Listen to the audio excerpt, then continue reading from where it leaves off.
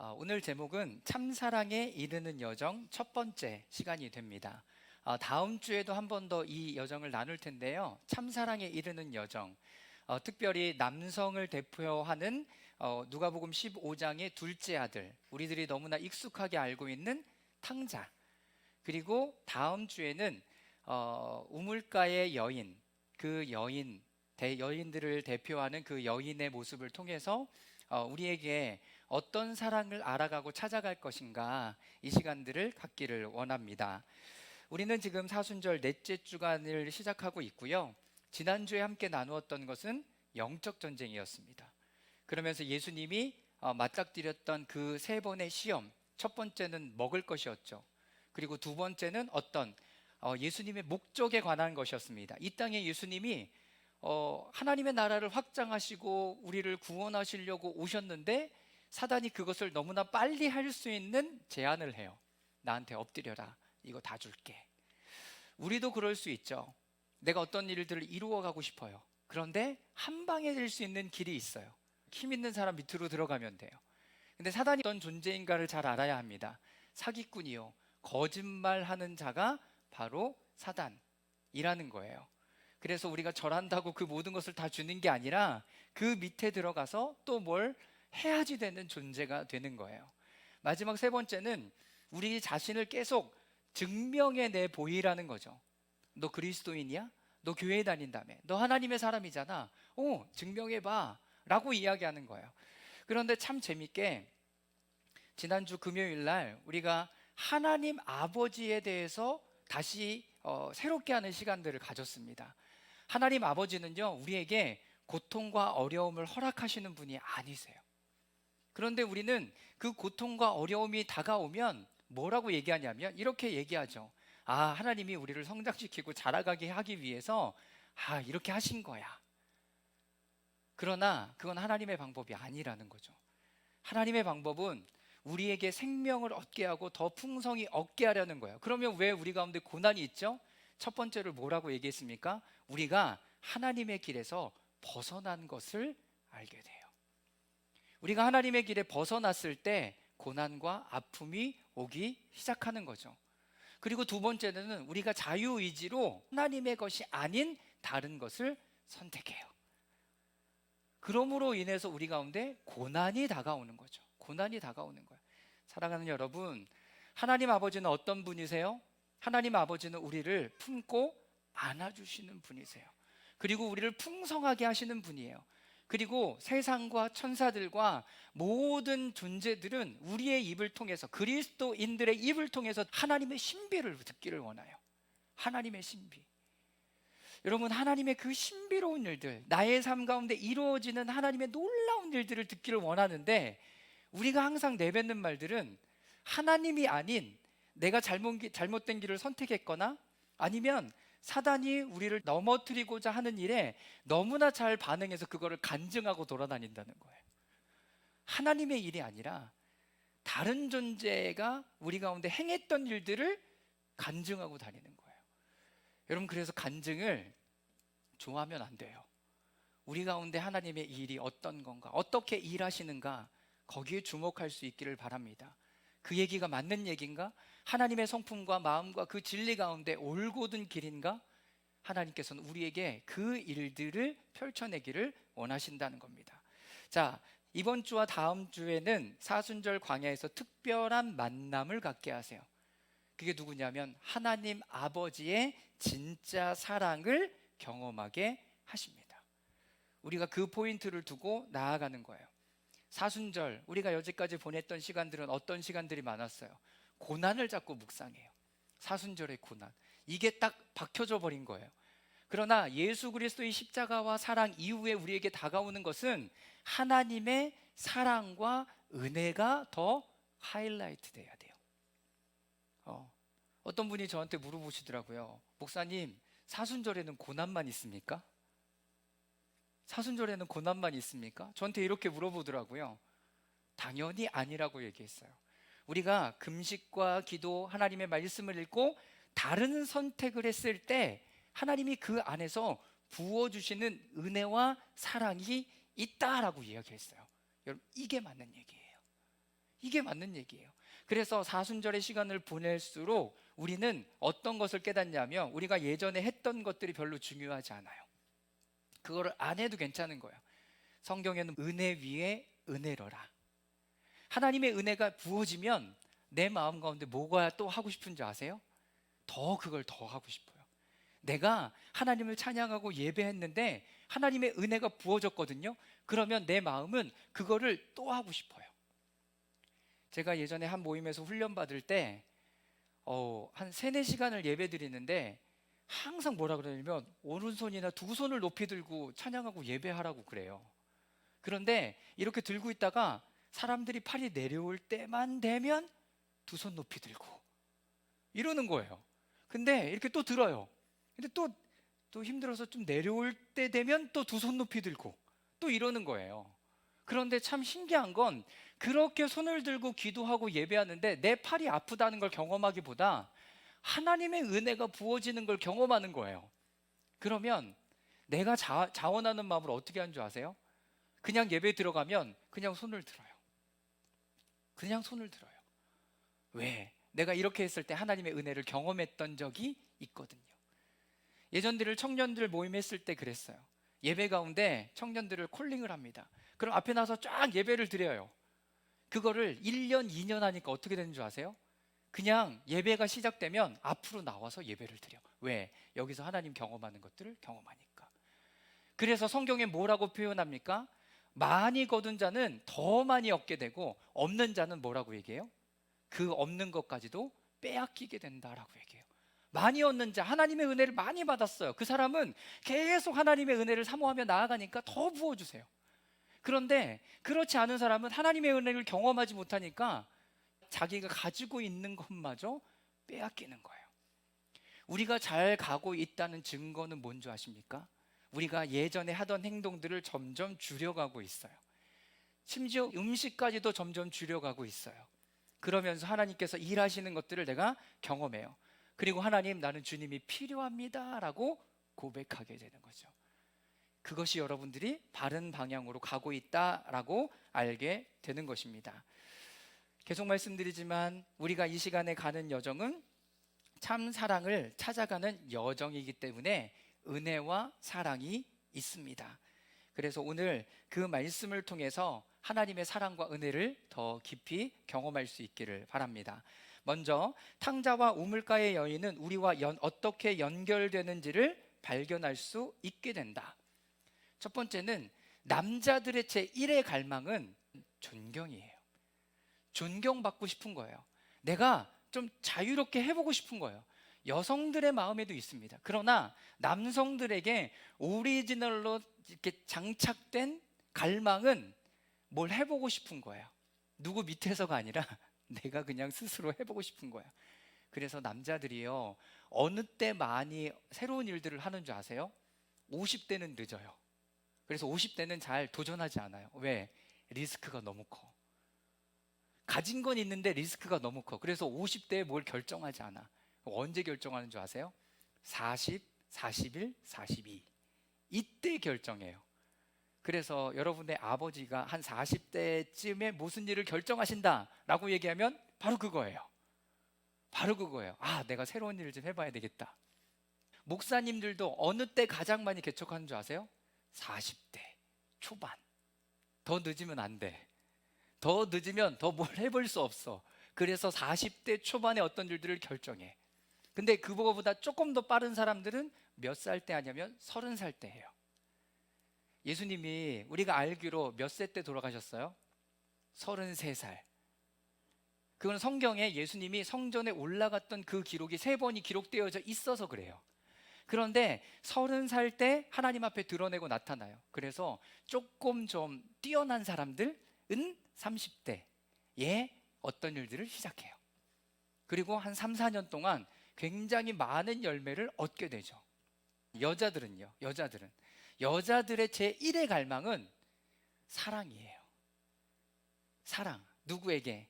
내 주변 사람들에게 뿐만 아니라 내가 사랑하는 사람에게 뭘 받고 싶냐면 사랑을 받고 싶어요.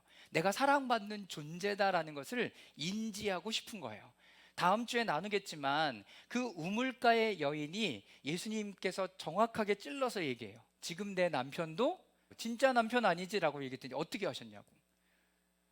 몇 번째였어? 5번째 남편이었어요. 왜 남편을 계속 바꾸고 있었죠?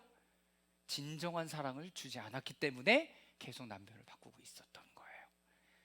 제1의 갈망, 여성들의 제1의 갈망은 여러분 돈이 아니고요, 명품팩이 아니고요, 꽃다발이 아니라 그걸로 표현되지만 그 안에 담겨져 있는 사랑을 이야기하는 거죠. 사랑.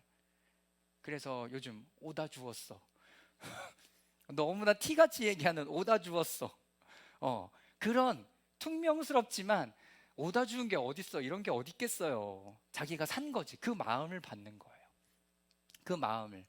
내가 진짜 남자로서 창피하지만 꽃집에 들어가서 내가 꽃을 고르고 그 꽃을 사는 동안 내가 기다리고, 그러면서 내 이 아내가 또 여인이 받을 그것을 기대하면서 준비했던 이 과정들이 다 사랑의 마음이기 때문에 그것을 받으면 기뻐하는 거예요. 기뻐하는 거예요. 여러분들에게도 그 참사랑을 주는 분이 누군지를 오늘 찾아가는 은혜가 있기를 바랍니다. 자, 그러면 오늘 이러한 질문부터 한번 시작해 보겠습니다. 오늘 둘째 아들, 작은 아들은 왜 아버지에게 자신에게 돌아올 빈깃을 요청하고 그것을 받자마자 아버지의 집을 떠났을까? 제가 말씀을 좀 읽어볼게요. 누가복음 15장 11절, 12절, 13절입니다. 제가 읽어볼게요. 예수께서 말씀하셨다. 어떤 사람에게 아들이 둘이 있는데 작은 아들이 아버지에게 말하기를 아버지, 재산 가운데서 내게 돌아올 몫을 내게 주십시오 하였다.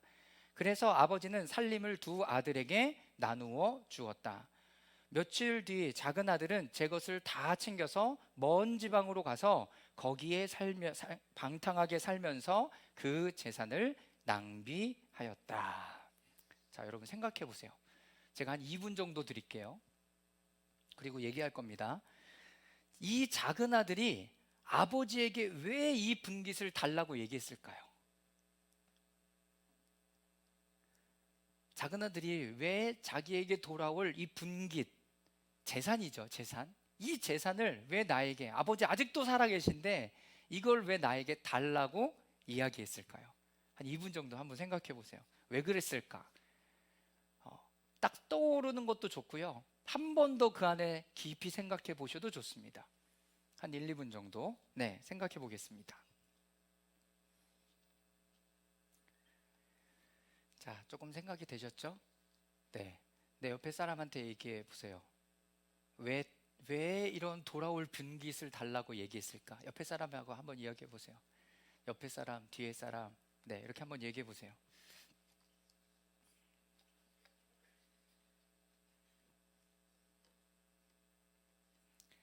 신박한 대답 나왔으면 얘기해 주세요.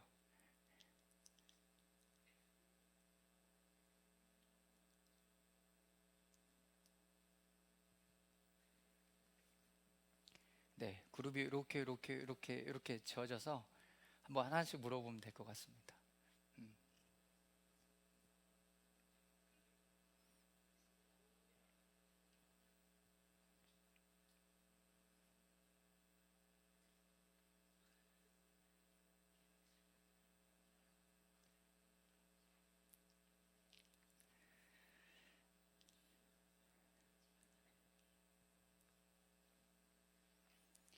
자, 되셨어요?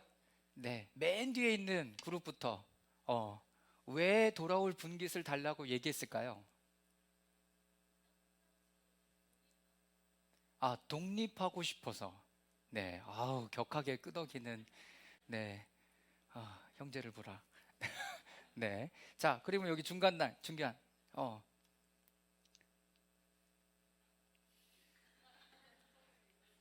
음. 둘째 아들이 40세였을 것이다. 야, 그러면 그 안에 담겨져 있는 얘기는 지금 아니면 안 된다. 굉장히 신박한. 이 설교 하는 중에 가장 신박한 대답이었어요. 야, 또 두 그룹에서 이런 신박한 대답이 나올까? 자, 이쪽 그룹에서는 어떤 거?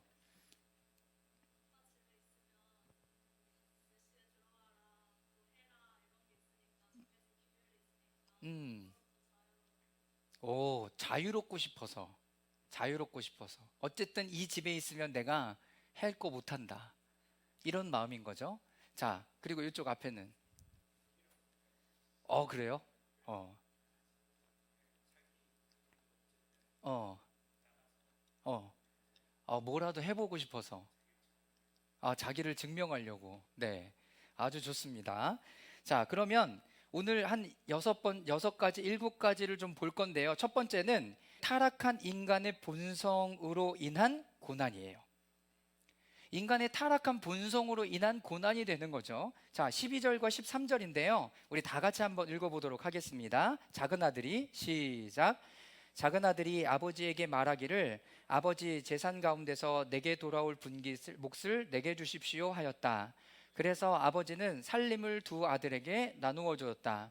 며칠 뒤 작은 아들은 제 것을 다 챙겨서 먼 지방으로 가서 거기서 방탕하게 살면서 그 재산을 낭비하였다.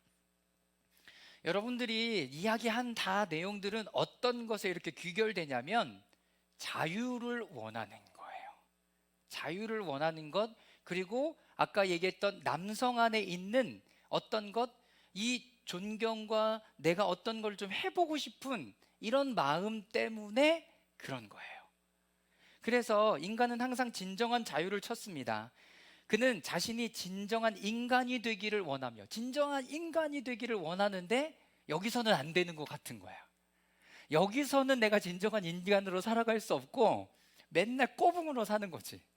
그러니까 힘들고 어려운 거예요. 자, 자신이 원하는 어떤 것도 할 수 있는 자유가 있다고 없다고 느끼는 거죠. 인간은 자신을 방해하거나 매이게 하거나 누군가의 권위 아래 있게 하는 것을 원하지 않습니다. 그래서 여기를 떠나고 싶은 거죠. 여기를 떠나고 싶은 거예요. 하나님 인간의 혼안에 자유의지를 주셨기 때문이에요. 그러나 이 인간은 이 자유를 얻기 위해서 무엇이든지 다 해요.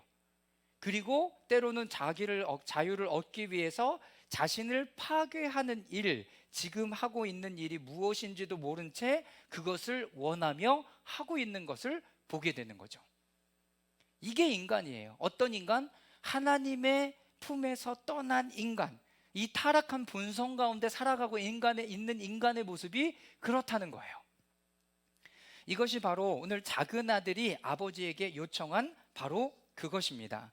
아버지, 재산 가운데 내게 돌아올 몫을 주십시오. 내게 주십시오. 라고 이렇게 이야기하는 것은 만화나 드라마에 보면 뚜둥. 그러니까 이런 말을 한다고? 이런 표현을 쓰는 거예요. 그러니까 말도 안 되는 그런 일들을 지금 작은 아들이 하고 있다는 거죠. 그러면서 자기는 몰라요. 이게 어떤 일인지도 모르는 채로 그 일을 하고 있는 거예요. 참 안타까운 일들이죠. 자, 그럼에도 불구하고 작은 아들은 자신 안에 타락한 혼의 갈망으로 충족되지 않는 것들, 조건들을 채우고 싶어 합니다. 이거를 계속 채우고 싶어 하는 거죠. 우리의 원래 모습은 항상 참 근원이신 하나님에게서 주시는 충만한 분량으로 살도록 창조되었습니다. 그러니까 하나님 안에서 이것을 채워가야 돼요. 2주 전에 금요 기도의 말씀에 보면 우리의 연약함과 갈망은 성부, 성자, 성령 하나님 안에서 채워져야 되는 거예요. 성부 하나님의 사랑, 그리고 예수 그리스도의 십자가의 은혜, 그리고 성령 하나님이 나에게 능력 주시는 것, 여러분 이 모든 것이 삼위일체 되신 하나님 안에서 채워지고 이런 충족이 되어야 되는데 이게 육신에 보여지는 집에서 채워지지 않으니 어떻게 이 집에서 나가야 되겠다, 나가는 게 답이다 라고 이 작은 아들뿐만 아니라 누구도 생각해요? 우리도 생각하고 있죠. 우리도 생각하고 있는 거예요. 네, 여러분 이게 죄예요. 이게 죄라고요. 빨리 집에서 나가고 싶죠. 막 근질근질하죠. 근데 집을 나가면 우리 뭐 여행 프로나 그런 얘기 항상 나오잖아요. 집 떠나면 그런 고생을 하는 거예요. 그런 고생을 함에도 불구하고 여기에는 있고 싶지 않은 것. 그러니까 우리의 원래의 첫 번째 공동체인 가정 안에서 이 부분들이 채워지지 않으니까 우리는 어려운 거죠. 우리는 어려운 거예요. 그러나 우리가 이 안에도 충분한 무엇들을 경험하려면 우리가 하나님 안에서 충족되어지고 회복되어지면 그 안에서 이 집을 떠나지 않아도 그 안에서 충분히 어떤 것을 누릴 수 있게 되는 거죠. 그러므로 그들이 필요와 욕구와 공허함을 하나님 안에서 찾는 것이 아니라 다른 곳에서 찾으려고 맹목적이고 필사적인 축으로 몰려갔고, 이것이 자유를 위한 욕망으로 나타내고 있었던 것입니다. 밖에서 이 결핍을 채우려고 하는 거예요. 아니요, 우리 안에 계신 그 하나님과 함께 이 결핍을 채워가야 하는 거죠. 자, 두 번째, 그들은 오랫동안 하나님께 집중할 수 없는 산만함과 혼잡함 속에 자신을 파괴적인 상태에 놓고 있었습니다. 우리를 어떤 상황에 놓았다고요? 계속 우리의 어떠함을 파괴시키는 상태로 놓아두는 거예요. 집 떠났어요. 집세 내야 돼요. 먹을 거 사야 돼요. 그리고 아이 있으면 아이를 키워야 돼요. 그러니까 하나님의 관계는 이제 어디로 가? 안드로메다로 저 멀리 가고요. 어디로 가요? 멀리 가고 지금 필요를 채우고 있는 거예요. 나의 어떤 필요를 채우기 위해서 애쓰는 모습으로 가고 있는 거죠. 여러분, 그게 좋지 않다는 거예요. 좋지 않다는 거예요. 복잡해요. 산만해요. 거기로 뛰어들어요. 혼잡해요. 내가 지금 하는 말이 하나님의 메시지인지 내가 세상 가운데 들은 메시지가 그냥 혼탁하게 섞여져 있는 모습으로 계속 살아가고 있는 거죠. 자, 13절에서 16절까지인데요 우리 다 같이 읽어보도록 하겠습니다. 시작. 며칠 뒤에 작은 아들은 제 것을 다 챙겨서 먼 지방으로 가서 거기서 방탕하게 살면서 그 재산을 낭비하였다. 그가 모든 것을 탕진했을 때 그게 흉년이 들어서 그는 아주 궁핍하게 되었다. 그래서 그는 그 지방의 주민 가운데 한 사람을 찾아가서 몸을 의탁하였다. 그 사람은 그를 들로 보내서 돼지를 치게 하였다. 그는 돼지가 먹는 쥐염 열매라도 좀 먹고 배를 채우고 싶은 심정이었으나 그에게 먹을 것을 주는 사람이 없었다. 여러분, 그 아들이 어떻게 해요? 제 것을 다 챙겨가요. 제가 파란색으로 글씨 써놨잖아요. 제 것을 다 챙겨요. 집에 조금이라도 남겨두면 내가 다시 어떻게 할 것 같아서? 다시 돌아올 것 같아서 제 것을 다 챙겨요. 한번 생각해 보세요. 그림을 그려보세요. 제 것을 다 챙겨요. 그리고 가장 우리 집에서 먼 곳으로 떠나요. 왜? 엄마도 찾아오지 못하고 아빠도 찾아오지 못하게 먼 곳으로 떠나요. 그런데 거기서 내가 내 삶을 잘 경영하는 게 아니라 어떻게 살았대요? 방탕하게 살았대요. 방탕하게. 그러니까 그 재산을 가지고 내가 진짜 뭘 해보고 싶었던 게 아니라 나는 그냥 진정으로 뭘 얻고 싶었던 거예요? 이 집에서 떠나는 그 자유를 얻고 싶었던 거예요. 그 자유를 얻고 싶어. 그래서 나갔던 거예요. 그러니 문제가 뭐예요? 그 돈을 잘 경영할 수가 없는 거예요. 잘 경영할 수가 없는 거예요. 우리는 우리의 가정에서 뭘 이렇게 배우고 훈련해야 되냐면 재정을 훈련하고 경영하는 법을 배워야 돼요. 경영하는. 이것이 우리의 1차적인 공동체인 가정에서 이루어져야 되는 거예요. 그리고 맨 마지막에 뭐라고 되어 있습니까? 재산을 낭비하였다라고 얘기해요. 왜? 기본적으로 쓸 게 너무나 많은데 당연히 낭비가 되는 것은 맞죠. 그리고 14절 말씀에 보면 탕진했고 그 지방에 흉년이 들어서 그는 아주 궁핍하게 되었습니다. 여러분, 이것이 바로 작은 아들의 실존이었어요. 내가 집을 떠나고 돈만 있고 내 마음대로 하면서 이렇게 하면 많은 돈을 얻을 수 있겠다라고 생각했으나 하나도 들어맞지 않는 상태. 여러분, 집을 떠나서 안 되는 게 아니에요. 돈이 없어서 안 되는 게 아니에요. 집에 있어서 안 되는 게 아니에요. 내가 그것을 잘 경영할 수 있는 뭐가 없는 거예요? 능력이 없는 거예요. 능력이 없는 거예요. 그렇기 때문에 이게 잘 운영되지 않는 거예요. 자신의 집과 있는 곳을 떠나기만 하면, 내 마음대로 할 수 있는 여건만 되면, 재정의 뒷받침만 되면 지금보다 더 잘할 수 있을 텐데 라고 생각하고 있다면 우리는 누구예요? 작은 아들이에요. 작은 아들이에요. 이게 오늘 나를 만나는 거예요. 그렇게 하면 이거는 오늘 좀 포인트와 이렇게 좀 벗어나지만, 그러면 내가 언제 집을 떠날 수 있는가?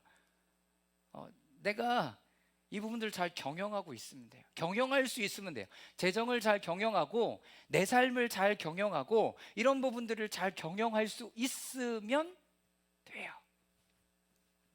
여러분, 라틴어에 habit, 습관이라는 뜻이 있잖아요. 그렇죠? 이게 habit이라는 그 영어는요, 라틴어에서 온 단어인데요, 이 습관이라는 단어가 어떻게 형성이 되었냐면, 수도사들이 아침 저녁으로 루틴, 그들의 루틴, 리추얼에 맞춰서 아침에 일어나고 기도하고 밥 먹고 일하고, 이거 안에서 단어가 habit이라는, 습관이라는 단어가 형성이 됐대요. 기가 막히죠? 이 파테르라는 단어, 파테르, 이게 무슨 단어죠? 레슬링 용어 그 빠테루? 네, 그거 아니고요. father 얘기하는 거예요. father의 P는 어떤 의미를 가지고 있냐면 정화시키는 의미를 가지고 있대요. purely pure. 여러분, 기가 막히죠? 그러니까 아버지의 역할은 어떤 역할을 하는 거냐면 우리를 정화시켜주는 역할을 하고 우리를 다시 회복시켜주는 역할을 하는 거래요. 그러니까 내가 누구하고 붙어 있어야 돼? 아버지와 항상 함께 있어야 돼. 그래야 내가 어떻게 돼요? 정결케 되어져. 아버지의 역할이 그거라는 거예요. 아버지 하나님이 우리에게 주신 그 아버지 하나님의 그 역할이 우리를 정결케 하고 회복케 하고 새롭게 하는 그 일들을 그 아버지께서 하신다는 거예요. 근데 이 둘째 아들은 뭐 하고 싶은 거예요? 이 아버지의 집을 떠나고 싶은 거예요. 떠나고 싶은 거예요. 그러니까 내가 가진 능력으로 이것을 할 수 없다는 것들도 깨닫게 돼요. 참 가슴 아프죠. 작은 아들의 비참한 상황을 보자. 14절, 하필 모든 것을 탕진했을 때 그 지방에 흉년이 들어요. 왜 하필 내가 다 이렇게 어려운 일을 겪고 있는데 또 흉년이 들지? 엎친 데 덮친 격으로. 15절, 한 사람에게 몸을 의탁하려고 하였으나 양도 아니고 염소도 아니고 돼지를 치게 한다. 유대인들이 이 얘기를 들으면서 어떤 마음을 들었을까요? 돼지는 부정한 짐승이에요. 그러니까 양과 염소나 이런 것들은 정한 동물로 치기도 하고 먹기도 하지만 돼지는 먹지도 않고 치지도 않고 이방 사람들이 하는 거였어요. 근데 내가 하나님 안에 있지만 이방 사람들의 일들을 하고 있는 것을 보여주고 있는 거죠. 부정한 일을 하고 있는 거예요. 그 일밖에 할 수 없는 거예요. 제가 한 분과 성경 공부할 때 이스라엘의 안식일을 정말 잘 지킨다 라는 이야기를 했어요. 지금도 지키고 있다. 금요일 저녁에 해가 질 때가 되면 그 사람들은 다 집으로 들어가서 안식하고 쉬고 먹고 누리는 시간들을 간다. 그런데 내가 그 집에서 떠나고 싶으면 안식일에 밖으로 나오면 된다. 근데 찜질방도 없고 차도 안 다니고 편의점도 없고 이런 것도 아무것도 없어. 어디로 가면 되는 줄 아세요? 이방인 지역으로 가야 돼요. 아랍인들 지역으로 가야 돼요. 내가 살려고.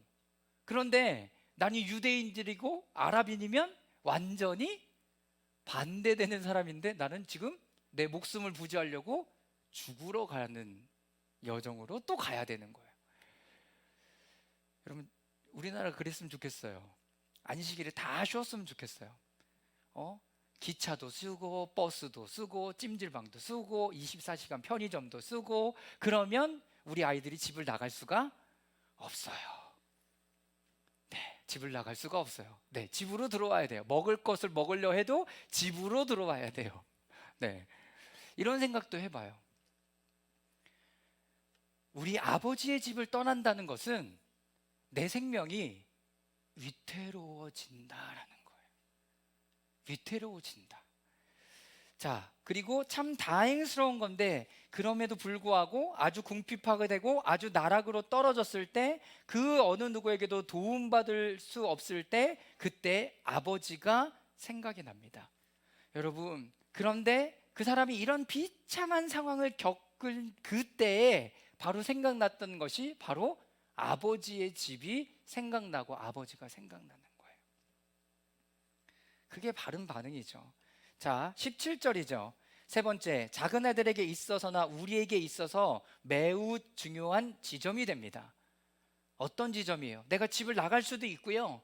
내가 다른 데서 뭘 해보고 싶을 수도 있고요. 이럴 수 있어요. 그러나 우리가 다시 떠올려야 되는 것은 어디요? 아까 얘기했던 팟데르, 아버지의 집. 나를 회복시키시고 치유하시는 그 아버지의 집이 생각나고 내가 아버지의 집으로 돌아가면 이 모든 것을 또 누릴 수 있겠구나라고 얘기하는 그 하나님의 마음. 여러분, 이 마음에 여러분 포인트가 필요한 거죠. 17절에서 19절까지 말씀인데요, 우리 다 같이 한번 읽어보겠습니다. 그제야, 시작. 그제야 그는 제정신이 들어서 이렇게 말하였다. 내가 아버지의 그 많은 품꾼에게는 먹을 것이 남아도는데 나는 여기서 굶어 죽는구나. 내가 일어나 아버지께 돌아가서 이렇게 말씀드려야겠다. 아버지, 내가 하늘과 아버지 앞에 죄를 지었습니다. 나는 더 이상 아버지의 아들이라 불릴 자격이 없으니 나를 품꾼의 하나로 삼아 주십시오. 여러분, 이게 이 아들이 진짜 아버지 앞에서 가서 지금 한 얘기인가 아니라 이에 스스로 돌이켜서 얘기해야 되겠다라는 얘기가 내 마음에 계속 일어나는 거예요. 내가 아버지의 이렇게 재산에 이만큼 띄어서 나왔잖아요. 그럼 아버지가 나한테 뭐라 그럴까? 이놈의 자식, 너 좀 혼나야 돼. 이런 얘기를 들을까? 그럼 나는 뭐라고 대답해야지? 이런 생각들을 하면서 17절에 그제서야 제정신이 들어서 이렇게 말해요. 이 단어가 바로 개역개정에는 이에 스스로 돌이켜, 회개의 포인트가 되는 거예요. 아, 내 마음이 이제 깨우쳐지는 거야. 아, 이게 잘못된 거였구나. 아, 이게 안 되는 거였구나를 내가 깨닫는 그 순간 내 마음에 회개가 일어나기 시작하는 거예요. 회개가. 여러분, 지금 누가복음 15장은 신약이잖아요. 그런데 레위기의 제사법에도 마찬가지예요. 내가 누구한테 잘못한 일이 있어서 깨닫게 돼요. 아, 내가 누구 거 잘못했구나 라는 것을 깨달으면 인간은 두 가지 반응을 가질 수 있어요. 첫 번째, 아, 내가 하나님 앞에 가서 죄를 용서하고 그것을 배상해야 되겠구나. 왜? 그 일들로 인해서 하나님과 나와의 관계가 멀어졌기 때문에. 그런데 두 번째 반응은 뭐냐면, 내가 그렇게 깨달았음에도 불구하고 그냥 모르는 척 지나가는 거예요. 모르는 척 지나가요. 인간이 이 두 반응을 다 할 수 있어요. 여러분, 누가 얘기해 주나요? 누구야, 너 잘못했어, 빨리 하나님 앞에 가서 제사 드려. 내 마음에 그것이 울림이 있지 않고 깨닫지 않으면 아무리 가서 예배를 드려도, 제사를 드려도 여러분, 그 부분을 그냥 머물러져 있는 거예요. 그렇기 때문에 스스로 자기가 하나님 앞에 이렇게 깨닫고 정신을 차려서 돌아간다라는 것은 하나님께서 은혜를 부어주시는 포인트가 되죠. 18절, 내가 일어나 아버지께 돌아가서 이렇게 말씀드려야 되겠다라고 얘기해요. 회개는요, 어떤 거냐면 내가 그 깨달은 자리에서 일어나야 돼요. 그 죄된 자리에서 일어나야 돼요. 그리고 다시 내 몸을 완전히 180도 돌이켜서 아버지를 향하여 나아가야 되는 게 바로 회개의 완성이고 시작이에요. 그러니까 그 자리에 일어나야 돼요. 여러분들이 영성 지도를 하거나 하나님의 말씀을 읽거나 그리고 내가 어떤 부분들이 깨달아졌다면 그 자리에서 일어나야 돼요. 일어나야 돼요. 그리고 하나님을 향하여 마음을 돌이켜서 방향을 완전히 바꿔가야 되는 거죠. 바꿔가야 되는 거예요. 그게 바로 회개의 시작이며 마침이에요. 이 둘째 아들이 지금 어떻게 하든가요? 이렇게 하고, 아, 이제 마음으로 회개했으니까 됐어, 끝났구나, 오케이, 이러지 않아요. 어디로 가요? 아버지의 집으로 가요. 얼마나 발걸음이 무거웠을까요? 얼마나 힘들었을까요? 아, 깨닫긴 깨달았는데 이걸 얘기한다고? 아, 이건 쉬운 일이 아니야. 여러분, 그래 본 적 있어요? 저도 많아요. 사역을 하다가 관계 가운데 여러 가지, 부모님께도 마찬가지고 그런 일들이 많아요. 여러분, 근데 그거를 고백하는 것은 죽기보다 싫은 거죠. 그런데 어느 순간 제 마음 가운데 있어서 이것이 지금 내 마음에 울려졌던 무거운 이거 하나가 하나님 앞에 나아가는데 방해가 된다면 내가 쪽팔림을 무릅쓰고라도 무릎을 꿇는 게 하나님께서 나에게 원하는 반응이다라는 것을 깨달았어요. 그래서요, 하나님한테 기도하는 가운데 울림을 주거나 말씀을 듣는 가운데 또 누가 그 부분들에 대해서 얘기하면 저는 그 자리에서 익스큐즈를 해요. 미안하다고. 내가 잘못했구나. 누가 나에게 얘기했다는 것은 잘못된 거예요. 그런데 인간의 마음 안에서 뭐가 움직여요? 내가 도망갈 수 있는 새로운 길을 내요. 뭐예요? 그게 핑계죠. 그러나 그 즉시 그 부분에 대해서 익스큐즈를 하면 더 이상 그것은 나를 얽매일 수가 없어요. 없어요. 하나님 우리에게 지금 그 부분들을 말씀해 주시기를 원하시는 거예요. 하나님 앞에 돌아갑니다. 지금 이 보내고 있는 사순절의 금식은 연중의 다른 시간들보다 우리가 쉽게 알 수 없는 특정한 유형의 진정한 삶으로 변화되어지는 은혜가 포함되고 있습니다.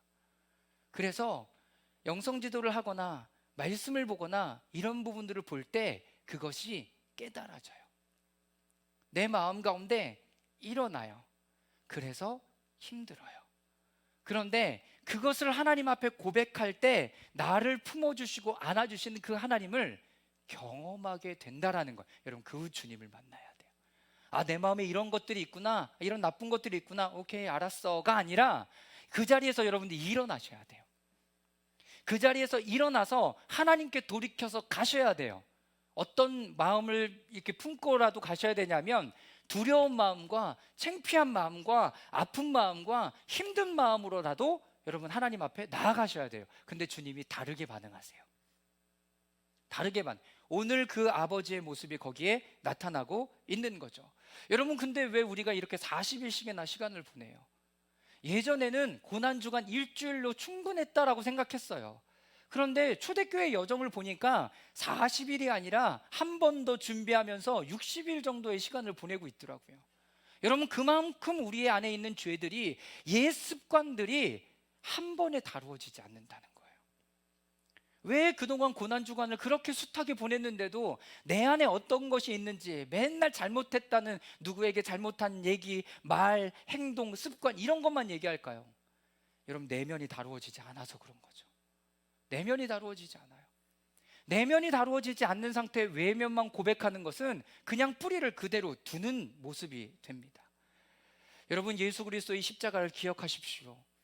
예수 그리스도의 그 십자가의 사건은 우리에게 이제 어떤 걸로? 이제 과거의 사건으로 지나가고 우리는 부활하신 예수님을 경험하고 만나며 나아간다는 것을 기억하실 수 있길 바랍니다. 아파요. 창피해요. 답답해요. 힘들어요. 두려워요. 그런데 그 주님 앞에 나아가면 다시 회복되고 그 사랑과 은혜를 누리게 되는 그 하나님의 마음을 경험하게 돼요. 우리의 포인트는 여기에 있지 않고 바로 여기에 있어요. 바로 여기에 있어요. 그 하나님을 만나고 싶은 거죠. 이 시간에 나를 새롭게 하고 싶은 거예요.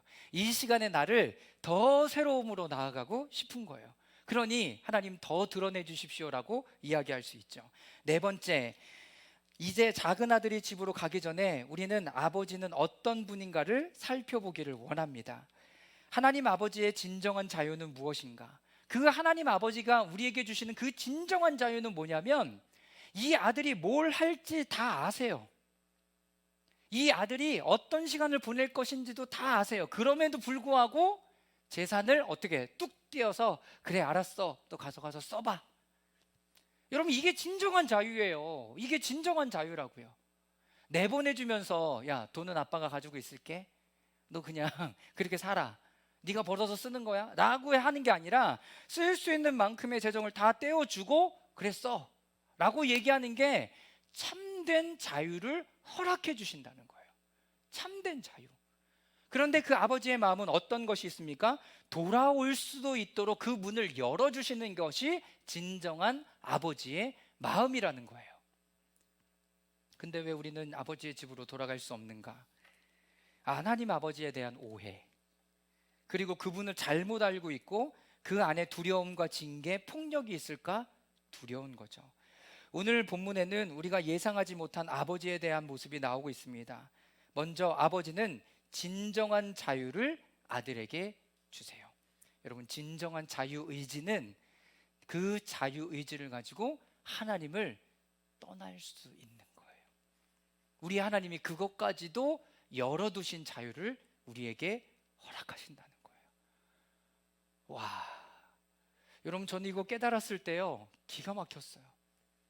떠날 수 있는 자유를 주신다고? 내가 하나님, 제가 떠나고 싶습니다 하는 그 자유를 허락하신다고요? 여러분, 이것이 진짜 자유예요. 이것이 진짜 자유. 그런데 제가 비행기 타고 다니면서 계속 느끼는 거, 안전벨트 되게 불편하잖아요. 안전벨트 되게 불편해요. 근데 비행기에서 잘 때요, 제일 나를 편안하게 해주는 게 안전벨트더라고요. 안전벨트 매고 자면 여러분, 그냥 대여섯 시간은 그냥 쭉 자고 그냥 자더라고요. 아, 그분 안에 있는 게 나에게 참 자유를 주는구나. 하나님은 이거를 깨닫게 하시기를 원하세요. 근데 모두 있어야 돼요. 떠나봐야 돼요. 떠나봐야 돼요. 내가 지금 고통 가운데, 아픔 가운데 지금 되는 일이 아무것도 없고 다 탕진하고 힘들고 어려운 것들을 겪어보고, 그럼에도 불구하고 머물러 있을 수 있죠. 그러나 그때 이 둘째 아들처럼 이에 스스로 돌이켜 하나님 아버지께 돌아가야 되겠다. 내가 거기서 시간 보냈던 것이 좋았는데 라는 것을 깨닫고 돌아오면 그때서부터는 완전히 다른 삶으로 나아가게 되는 거죠. 하나님이 우리에게 원하시는 건 그렇게 가기를 원하시는 거예요. 한번 와 계속 요청하고 콜링함에도 불구하고 그냥 소가 이렇게 하는 것처럼, 버팅기는 것처럼 멈춰져 있는 것이 아니라는 거죠. 아버지는요, 살림을 두 아들에게 나누어 주고 있는 거죠. 그거를 받았어요. 그럼에도 불구하고 둘째 아들은 이것이 진정한 자유인지 몰랐어요. 이것이 진정하게 나를 존중해 주는 것을 몰랐어요. 또한 아버지는 떠나는 것을 허락하셨지만 아들이 돌이키기도 원하세요. 자, 20절 말씀인데요, 우리 다 같이 한번 읽어보도록 하겠습니다. 시작. 그는 일어나서 아버지에게로 갔다. 그가 아직 거리가 먼 거리에 있는데 그는 그의 아버지가 그를 보고 측은히 여겨서 달려가 그의 목을 껴안고 입을 맞추었다. 그는 일어나서 아버지께로 갔어요. 회개하고 돌이켰어요. 여러분들이 회개하고 돌이켰을 때 하나님이, 그래, 너 이제 좀 혼나야 되겠다, 그리고 혼내시는 분이 아니라 아버지는 나를 기다리고 계셨다고요. 아버지는 어떤 분이에요? 그 아들을 미워한 적도 없고 싫어한 적도 없고 화내신 적도 없는 거예요. 이게 아버지예요. 이게 하나님 아버지의 모습이라고요. 아버지의 모습을 보세요. 그가 아직 거리가 먼데도 아들을 알아보고 달려가요. 여러분, 제가 오늘 렘브란트의 돌아온 탕자의 그림을 가져왔어요. 보세요. 잘 보이시나요? 여러분, 아버지, 근데 둘째 아들의 모습을 보세요. 저는 이 그림을 볼 때마다 항상 뭐가 생각나냐면, 저 신발을 봐봐. 신발 다 떨어져서 밑창이 없어. 얼마의 기간이었는지는 모르지만 밑창이 없는 신발을 계속 신고 돌아다녔던 거예요. 발이 그럼 성했겠습니까? 아니죠. 여러분, 이 모습을 한번 보시라고요. 주변 사람들을 보세요. 그리고 아버지의 얼굴은 빛나고 둘째 아들의 모습은 아버지의 품에 그냥 무릎을 꿇고 안겨져 있는 모습 그대로.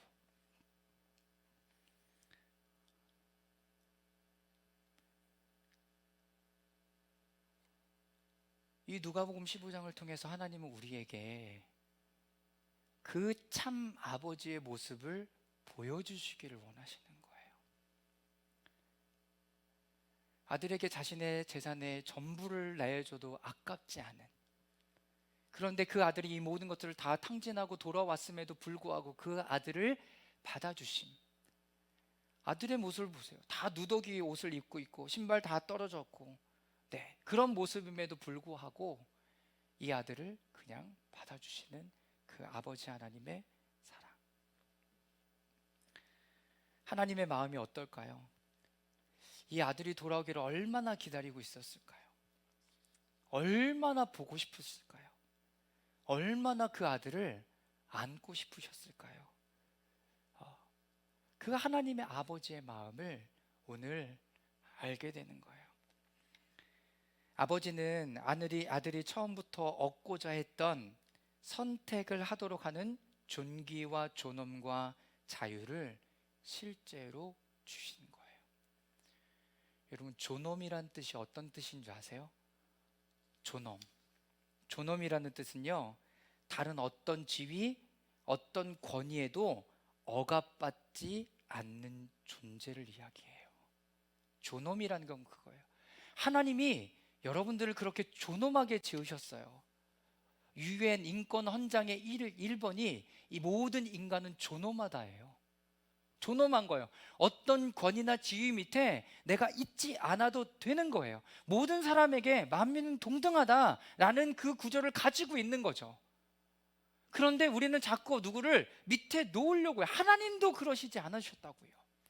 우리가 자원하는 마음으로 주님을 섬기고 사랑하고 우리의 마음을 드리기를 원하시지, 야, 너 나를 믿으니까 너 이런 건 해야 돼, 최소한 이런 거는 해야지 라고 우리를 이렇게 하시는 분이 아니시라는 거예요. 사랑하는 여러분, 그 하나님이 우리에게 이 모든 것들을 이미 다 허락하여 주신 것을 여러분 믿으시기를 바랍니다. 아까 말씀드렸던 라틴어의 파테르, 이 아버지라는 단어의 피는 모든 것을 정화한다라는 의미를 가지고 있어요. 그리고 그 안에 파생된 단어가 퓨리, 그리고 퓨어, 정화라는 단어가 그 안에 있는 거죠. 아버지는 어떤 분이에요? 우리를 정화를 수행시키는 분이에요. 우리를 정화시키는 분이 바로 우리의 아버지예요. 하나님 아버지는 죄로 인하여 더럽혀진 우리를 정화시키는 분이세요. 그래서 그분이 어떻게 하십니까? 자신의 독자들 외아들을 이 땅에 보내어 주시고, 그리고 그를 통하여 우리의 죄를 사하여 주시고 다시 하나님과 관계를 회복하게 하시고 성령을 부어주셔서 우리가 그분의 능력과 마음을 알아서 살아갈 수 있도록 우리를 인도하는 분이라는 거예요. 할렐루야. 여러분, 그분이 우리 하나님이십니다. 이제는 두려움 없이 우리를 위해 금식과 기도 중에 계신 예수님께 나아갈 수 있기를 바랍니다. 주님, 나는 이제 그분이 계신 곳에 계신다는 것을 알고 나를 기다리고 계신다는 것을 압니다.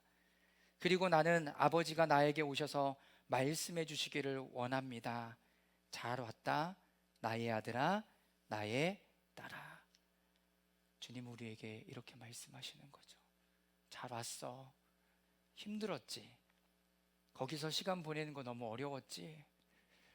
괜찮아. 이제 내 밑에 있어. 나와 함께 있어. 나하고 함께 이거를 누리자. 오늘 주님은 오늘 우리에게 이렇게 말씀하시는 거예요. 그래서 이제 실제로 하나님의 자녀가 됨으로써 처음 받은 새로운 생명에 다시 불이 붙게 돼요. 하나님의 자녀. 여러분, 이것이 다시 회복되게 하시는 거죠. 우리의 혼이 다시 살아나기 시작해요. 새로운 생명 가운데 살아나기 시작합니다. 다섯 번째, 이 작은 아들은 아버지에게서 완전한 만족을 찾았습니다. 22절에서 24절까지인데요, 우리 함께 읽겠습니다. 그러나 아버지는, 시작, 그러나 아버지는 종들에게 말하였다. 어서 가장 좋은 옷을 꺼내서 그에게 입히고 손에 반지를 끼우고 발에 신을 신겨라. 그리고 살찐 송아지를 끌어다가 잡아라. 우리가 먹고 즐기자. 나의 이 아들은 죽었다가 살아났고 내가 잃었다가 되찾았다. 그래서 그들은 잔치를 벌였다.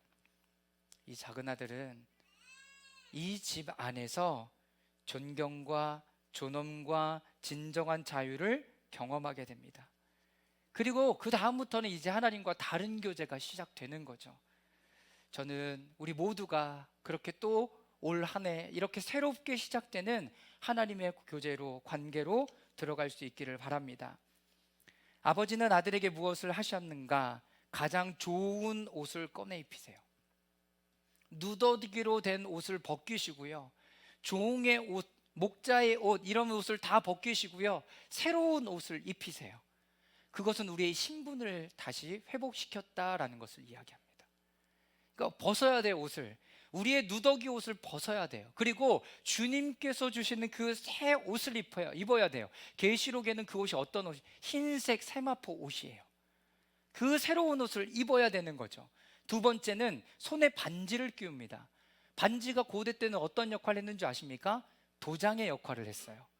그래서 요셉에게도 인장 반지를 꺼내서 내줬어요. 네가 여기 다 다스려 라고 얘기한 그 뭐예요? 권위를 회복시키신 거죠. 모든 권한을 집행할 수 있는 것. 그리고 신은 그가 주인임을 알게 하는 거예요. 신발. 종은 어떻게 해야 돼요? 발을 닦여줘야 돼요. 그런데 좋은 신을 심김으로 말미암아서 그 발을 보호하고 어디든지 갈 수 있는 그 힘을 가진 하나님의 자유자다라는 것을 이야기해 주시는 거죠. 그것이 하나님 안에 있을 때 이 모든 것이 다 회복이 되었어요. 원래대로의 회복이. 이것이 하나님께서 원래 회복하고 싶으신 모습이었어요. 그런데 그 자유의지를 가지고 집도 떠나봐야 돼요. 너무 힘들구나. 안 되는구나. 아, 우리 아빠가 도와주면 잘 됐었는데, 이런 것들도 경험해야 돼요. 그리고 다시 집에 돌아왔을 때는 다른 관계로 하나님 앞에 회복되어져 나아가는 거죠. 여섯 번째, 겸손에 대한 새로운 계시가 그들의 찾던 삶의 길을 열었다. 이게 뭐냐면 18절 19절 말씀에 내가 일어나 아버지에게 돌아가 이렇게 말씀드려야 되겠다. 아버지, 내가 하늘과 아버지 앞에 죄를 지었습니다. 나는 더 이상 아버지의 아들이라 불릴 자격이 없으니 나를 품꾼의 하나로 삼아 주십시오. 이렇게 겸손하게 낮아진 마음 얘기하는 거예요. 겸손이 뭐라고 얘기했어요? 남을 존중하고 자신을 내세우지 않는 마음. 그러니까 세례 요한이 겸손했던 사람이죠. 예수님이 와서 세례를 받는데 예수님 무슨 말이에요? 예수님이 나에게 세례 주셔야 되는데 무슨 말씀하시는 거예요? 제가 무릎 꿇을게요. 근데 예수님 뭐라고 말씀하세요? 지금은 이렇게 해서 하나님의 뜻을 이루자라고 얘기해요. 하나님의 뜻은 뭐예요? 예수님이 세례 요한에게 세례를 받는 것이 하나님의 뜻이에요. 이게 겸손한 거예요. 이게 겸손한 거. 하나님의 뜻을 이루기 위해서 내가 그 아래의 권위로 내려가서 무릎을 꿇는 것, 그분의 말에 순종하는 것이 겸손한 삶이라는 거예요. 그래서 반대는 뭐예요? 위선은 지나치게 자기 자신을 낮추는 거예요. 위선은 무슨 말이에요? 제가 당신에게 세례를 받아야 될 텐데. 아니에요, 제가 무릎 꿇을게요. 저 무릎 꿇으니까 세례 안 주시면 저 안 일어나요? 여러분, 이게 위선이에요. 이게 위선. 하나님의 말씀에 순종해서 그 일들을 하면서 하나님의 나라를 이루어가게 하시는 거. 그 일들을 통해서 하나님의 나라가 이루어가는 거. 나의 포커스는 어디 있어요? 하나님의 나라에 있죠. 하나님은 우리에게 이렇게 하나님의 뜻을 이루어 가시기를 원하십니다. 내가 죄인임을 알았음에도 불구하고 아버지는 그것에 개의치 않으셨어요. 자신의 원래 아들의 모습, 지위를 회복하시고 자신의 집에 살게 하셨습니다. 이러한 겸손의 삶은 나를 주장하지 않고 하나님이 이끄시는 삶으로 생명의 능력으로 살아가게 하시는 거예요. 지난 금요일에 하나님 아버지에 대한 부분들을 또 여러분들과 나누었고요. 또 오늘 말씀을 듣는 것과 연결되어져 있기 때문에 그 말씀을 좀 듣고 오라고 부탁을 드렸습니다. 초대교회에서 하나님 아버지는 여기 나와 있는 것처럼 가슴, 버슴 이렇게 사용이 되었대요. 그것은 뭐냐면 우리를 안아주시는 하나님이라는 의미예요. 그 넓은 품과 가슴으로 우리를 안아주시는 거예요. 그 안에 거할 때 우리가 그 안에서 참된 평안을 누리는 것. 하나님은 오늘 우리가 그렇게 주님 안에 안겨 있기를 원하시는 거죠. 여러분, 오늘 그 주님의 진정한 사랑 안으로 들어갈 수 있기를 바랍니다. 둘째 아들의 모습에서 나의 어떤 모습을 보셨습니까? 하나님 앞에 나아갈 때 그분은 우리를 그냥 품어주시고 안아주세요. 그리고 그 품 안에 살아가고 또 새로운 신분과 모양으로 살아갈 수 있도록 우리를 인도해 주시는 거죠. 그 영적 전쟁은 치열했습니다. 그러나 하나님 그 안에서 만나는 그 하나님의 사랑은 정말 따뜻하고 평안함을 누리게 되는 거죠. 우리 잠시 주님의 품 안에 거하는 시간 갖기를 바랍니다. 좀 그 그림이 이미지가 그려지지 않는다면 이 렘브란트의 돌아온 탕자의 그림을 보셔도 좋을 것 같습니다. 그냥 이 모습을 보시면서 아들을 안아주셨던 그 둘째 아들의 그냥 그 모습, 하나님, 제가 지금 그 모습입니다.